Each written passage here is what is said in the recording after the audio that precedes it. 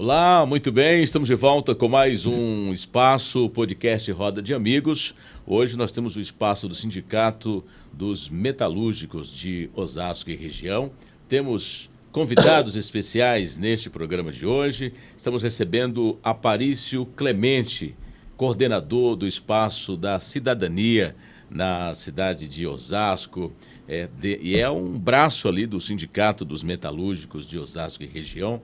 É uma alegria muito grande estar recebendo hoje o Clemente, né? Assim que ele é conhecido no meio sindical, no meio político, enfim.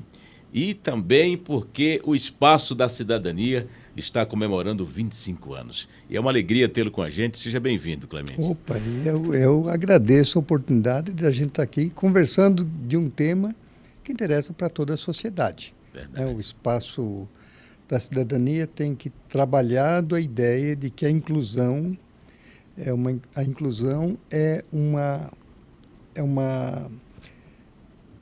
um sonho de todos, onde todas as pessoas precisam ter a oportunidade de desenvolver seus sonhos, de estar em todos os lugares, independentemente de sua condição física, né, independente da estrutura do seu corpo. Tá? E essa luta, então, já tem 25 anos. Ter pessoas com deficiência no trabalho, com igualdade de oportunidades, na escola, nas atividades sociais, então, nos sindicatos de trabalhadores. Então, é uma meta que já, nesse um quarto de século, conseguimos bastante avanços junto à sociedade. Agora, Clemente, hoje nós temos um convidado do Espaço da Cidadania, que é o Ricardo Ferraz, cartunista. Ele participa com a gente também. Seja muito bem-vindo, Ricardo. Prazer tê-lo com a gente. Opa, o prazer é todo meu, tá? Agradeço muitíssimo pelo convite. Estou à disposição. Então, Ricardo, eu quero já perguntar para você como é que foi descobrir, como é que você descobriu esse talento através do cartoon. Conta um pouquinho para a gente, até porque o Ricardo, gente, ele tem uma participação muito importante nesses 25 anos do Espaço da Cidadania. Como é que tudo começou, Ricardo? Olha, foi a minha indignação, tá? Eu fiquei perplexo com o quadro do extremo da exclusão social das pessoas com deficiência, numa época muito difícil, que éramos, ou melhor, éramos invisíveis perante a cultura da sociedade.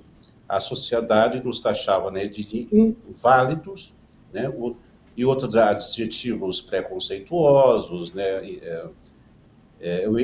entrevados, aleijados, e era aquela visão de que a pessoa com deficiência não podia fazer nada. Então, quer dizer, era a sociedade que ditava. A pessoa aleijada, o inválido, ele não pode fazer nada, né? Então, era essa visão excludente e tudo mudou a partir de 1981, que foi o Ano Internacional das Pessoas com Deficiência, instituído pela ONU. A ONU criou o Ano Internacional com o objetivo, com um tema: participação plena e igualdade de direitos. É uma palavra bonita, participação plena e igualdade de direitos. Mas era utopia falar dessas palavras e colocar em ação, porque havia uma cultura milenar, né, da exclusão social, né? Como eu disse, nós não existíamos perante a sociedade, né? Estávamos alijados, né, de todo um processo. E aí eu pensei, e agora? Como vou encontrar essas pessoas com deficiência com o objetivo de estar articulando um movimento social para reivindicar os nossos direitos? Mas como falar em direitos, né? Porque na Constituição não tinha nada, nada, nada. Só conquistamos nosso primeiro direito na Constituição, também graças ao nosso movimento, que nada caiu do céu, tá? Então, tudo que nós conquistamos hoje foi fruto da nossa organização social, né? Eu tinha que estar criando esse movimento e com pessoas com deficiência. Mas onde moravam essas pessoas com deficiência que eu não via no dia a dia, trabalhando, estudando, numa vida social, né? Não restou outra alternativa, não tinha um meio de comunicação. Se tivesse essa comunicação como hoje, né, esse espaço, né, que estou ocupando agora, né, não existia nada, absolutamente nada.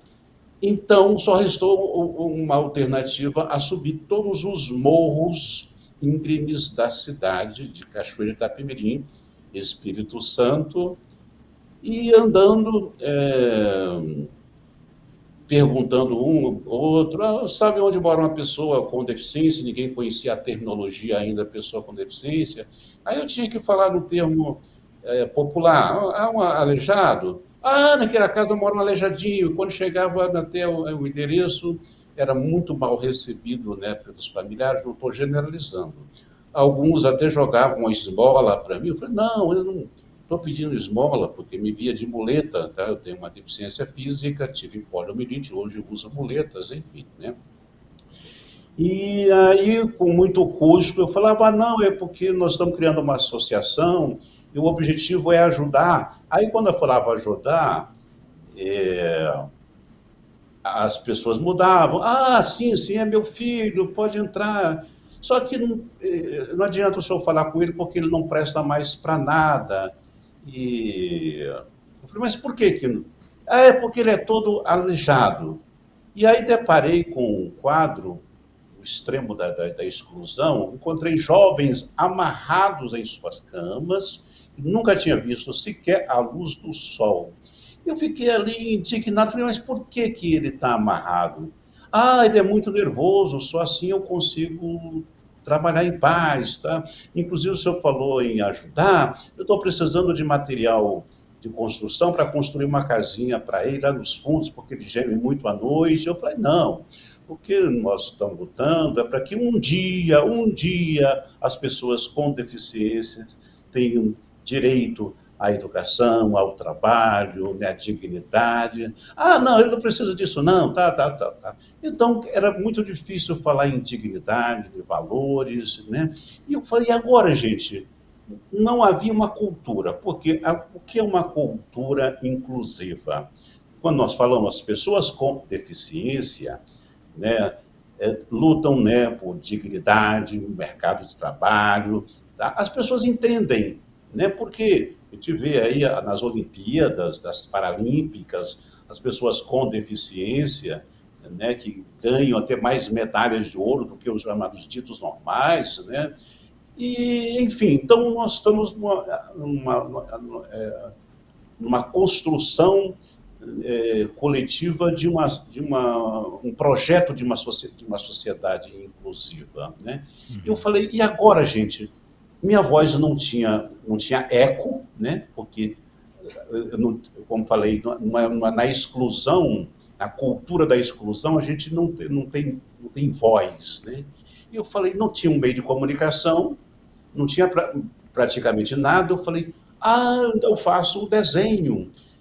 Por que não levar esse tema de uma forma crítica e humorada para o cartoon, com o objetivo de denunciar esse quadro, né, dantesco, esse quadro extremo da segregação, né?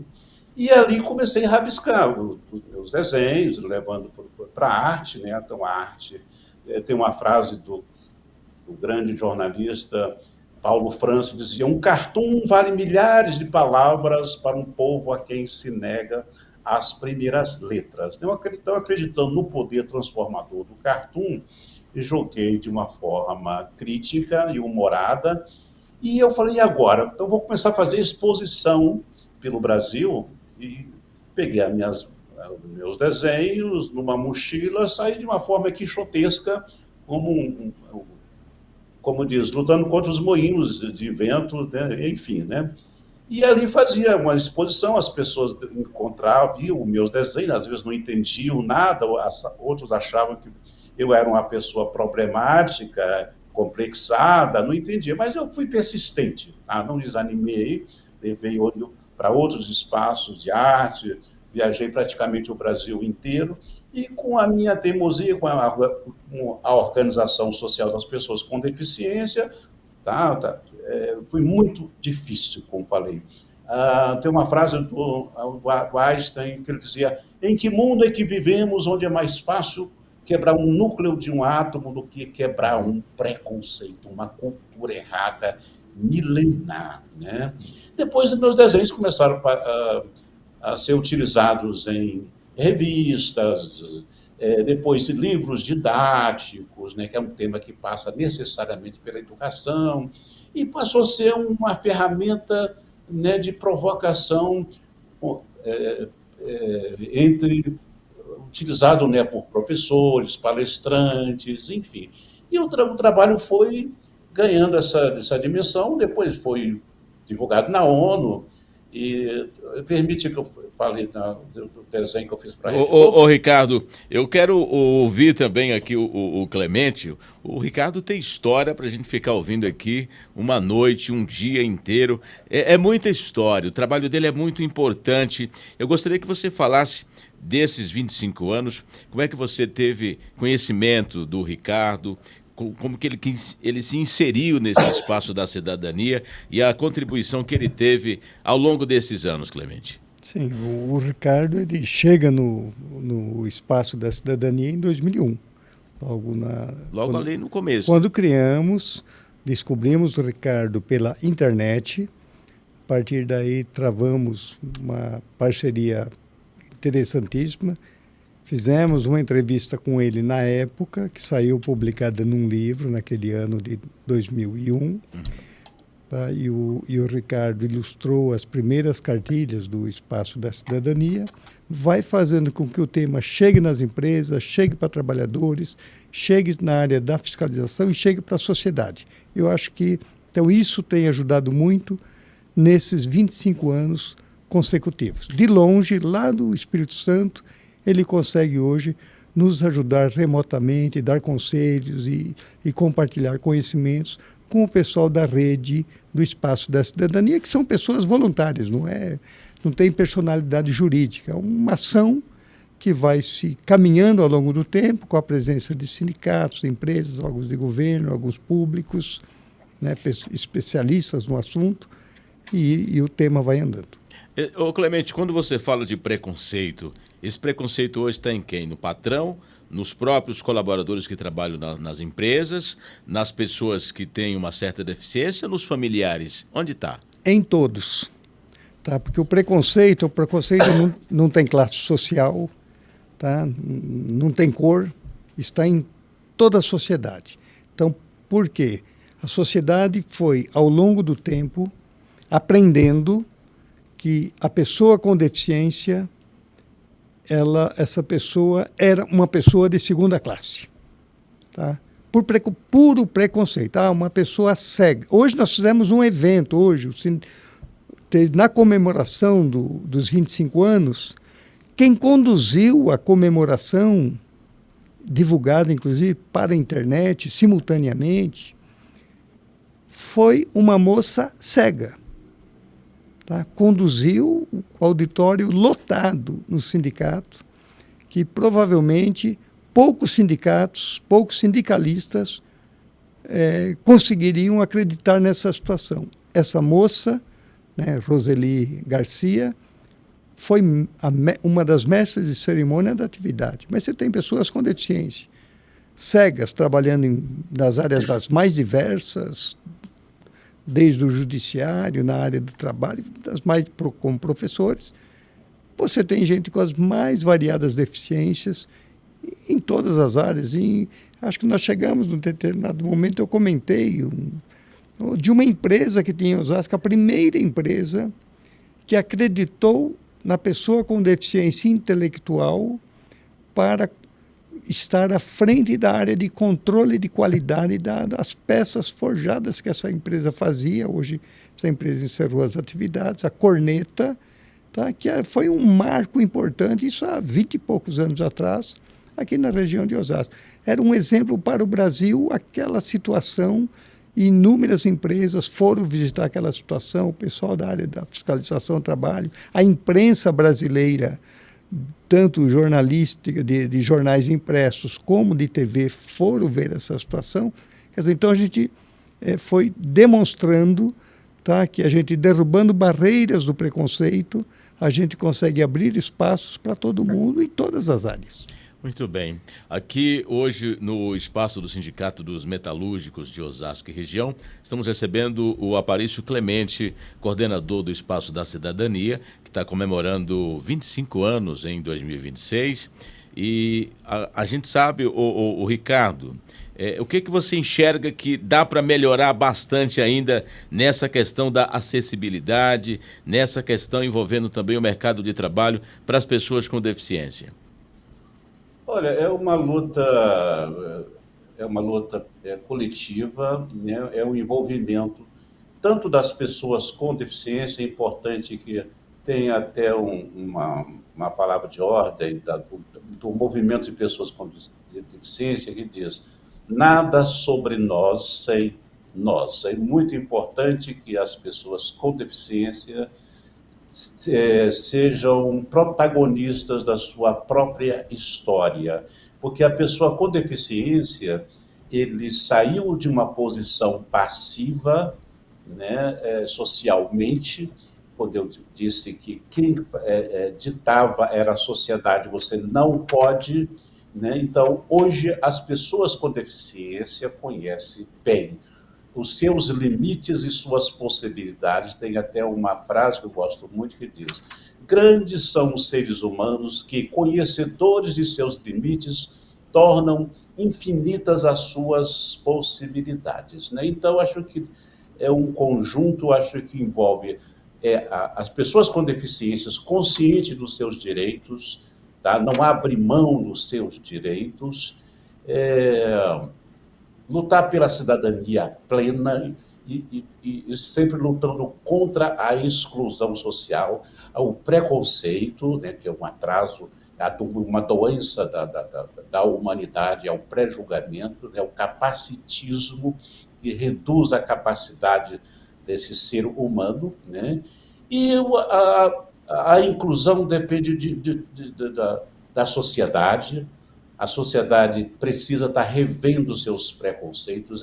É importante também que passe pelas políticas públicas de qualidade, tá? Então, vai depender, né, das políticas da prefeitura, porque você mudando, quebrando as barreiras da sua cidade, de uma rua, de um bairro, né? Então, cada um fazendo a sua parte, né? E a acessibilidade é uma acessibilidade arquitetônica, as calçadas, digamos, os prédios precisam ter acessibilidade, inclusive os meus desenhos sempre denunciou as barreiras arquitetônicas. Parece que a sociedade nunca soube lidar com as diferenças, né? Sempre viu o homem como ser padrão, mas esquece da diversidade, esquece que nas transformações, um acidente, pode ser um acidente de carro, de moto, alguém vai usar uma cadeira de rodas, e aí? Ele precisa sair e a rua tem que estar preparada com a acessibilidade. Uma casa, um comércio, qualquer espaço tem que estar acessível para receber esse cidadão com dignidade. Então, isso é acessibilidade arquitetônica, acessibilidade na comunicação, acessibilidade em tudo, tá? Então, a acessibilidade é uma palavra que acompanha a inclusão, né? A acessibilidade é a democratização do ser humano, né? Então, ninguém nasceu para ficar limitado, impedido por essas barreiras, as barreiras arquitetônicas ou as barreiras atitudinais. Tá certo. Então, acredito que esse conjunto de ações, né, vamos alcançar essa sociedade que sonhamos, e lutamos e queremos. Tá certo. Ô Clemente, muito obrigado pela sua presença, pela sua participação aqui neste espaço do Sindicato dos Metalúrgicos de Osasco e região. Um abraço lá no nosso presidente, no Ratinho, toda a equipe lá do sindicato. Foi um prazer grande tê-lo com a gente mais uma vez. Muito obrigado e até uma próxima. E eu que agradeço a oportunidade. Acho que você sabe, né? O espaço, ele nasce dentro do sindicato, em 2001, com uma ideia de um braço do sindicato de discutir com a sociedade. Tá? Então, a inclusão acontece justamente olhando os vários setores da sociedade e foi a aposta que fizemos há 25 anos atrás e uma aposta vitoriosa que hoje nós comemoramos. Muito obrigado e até uma próxima. Ricardo Ferraz, cartunista, obrigado também pela sua presença ilustre aqui no nosso espaço de hoje. Opa, eu que agradeço, estou muito sensibilizado, né, pela oportunidade e gostaria de agradecer a Auris Souza, né, e ao presidente Gilberto Almazan, né, o Ratinho, né. Então agradeço de coração pela oportunidade. Tá certo. Termina aqui mais um podcast Roda de Amigos, hoje no espaço do Sindicato dos Metalúrgicos de Osasco e região. Forte abraço a você e até o nosso próximo episódio.